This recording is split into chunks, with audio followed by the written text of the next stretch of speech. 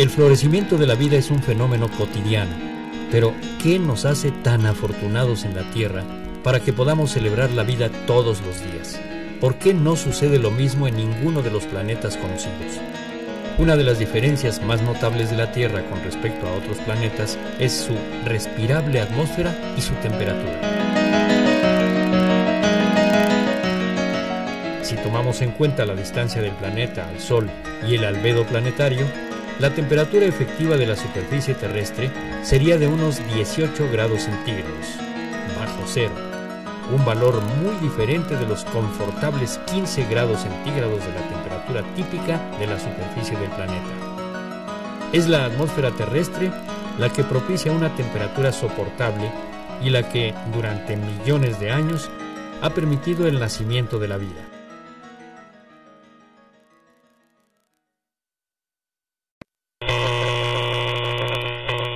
Todos los objetos, al calentarse, emiten radiación electromagnética. Mientras más alta sea su temperatura, más enérgica será la radiación. Vistas como ondas, mayor frecuencia y menor longitud de onda tendrán.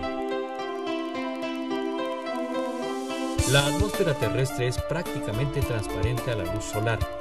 Una tercera parte de la radiación solar que llega a la Tierra es reflejada de vuelta al espacio. El resto es absorbido por su superficie. Al calentarse, la Tierra emite radiación infrarroja de menor energía, invisible al ojo humano, pero a la cual la atmósfera no es transparente. Una parte de esta radiación es absorbida por la atmósfera y las nubes, otra parte escapa al espacio. La atmósfera se calienta a su vez y reemite radiación térmica infrarroja en todas direcciones, aumentando la temperatura del sistema climático. De esta manera, la temperatura en la Tierra es más caliente de lo que sería si no hubiera atmósfera, porque recibe radiación solar y atmosférica. Así, el calor se mantiene aún de noche cuando no llegan los rayos del sol.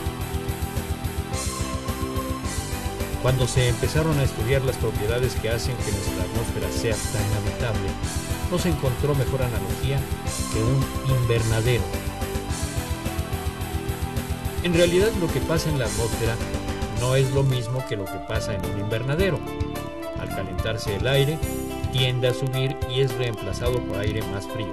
Esto se llama convección. La cubierta de un invernadero impide la convección y se ha demostrado que este efecto es unas 5 veces más importante que la absorción de energía térmica de la cubierta. Y en nuestra atmósfera no hay techo ni paredes que impidan la convección. Así que, más que un efecto de invernadero, lo que sucede en nuestro planeta es un efecto atmosférico provocado por las características particulares de nuestra atmósfera.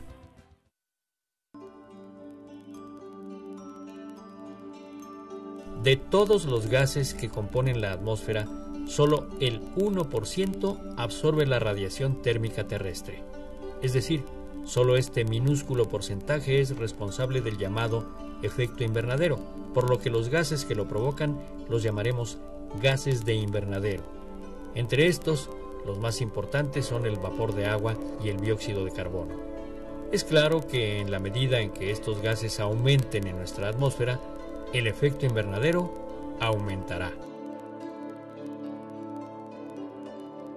El caso del ozono es muy interesante por el doble papel que juega.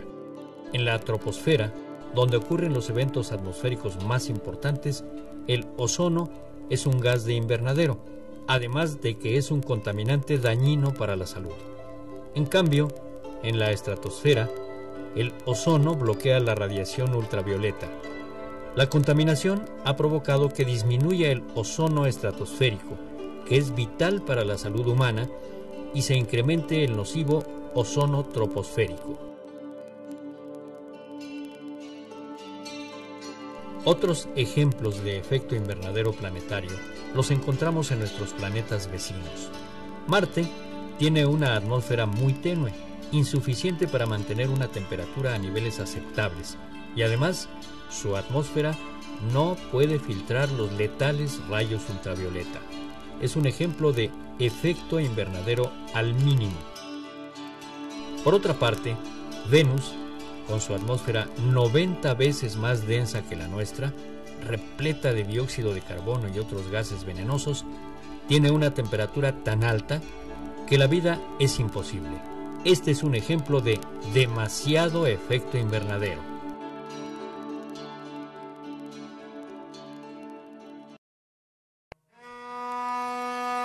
En los últimos 400.000 años, las cantidades de dióxido de carbono en nuestra atmósfera han oscilado en periodos de 100.000 años, en correlación directa con los cambios de temperatura, pero siempre se habían mantenido dentro de los mismos límites.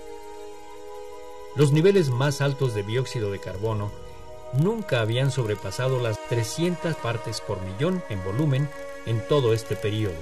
Pero a partir del siglo XIX, cuando la humanidad aumentó la quema de petróleo, gas natural y carbón mineral y aceleró la destrucción de los bosques, que son sumideros de dióxido de carbono, los niveles del mismo han llegado a las 370 partes por millón. En un siglo se ha alcanzado un registro que nunca se había alcanzado en 400.000 años. El efecto directo en la temperatura típica de la Tierra ha sido un aumento sin precedentes al que se le ha llamado calentamiento global. En los últimos 100 años, la temperatura típica ha aumentado medio grado. Se calcula que, de seguir las cosas como están, aumentará en un siglo entre 2 y 5 grados más. Comparado con lo que cambia en un día de verano en la Ciudad de México, parece poco, pero a gran escala, la temperatura típica rara vez ha pasado de 1 o 2 grados en períodos de 10.000 años.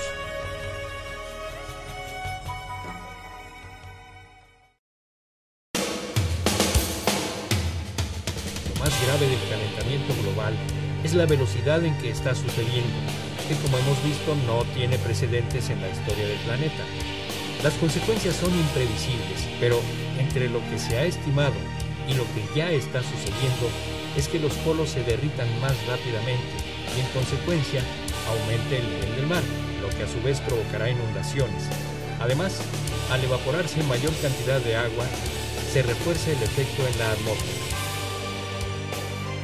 Aún hoy en día, con los numerosos estudios y escenarios que se han desarrollado, no es fácil predecir las consecuencias.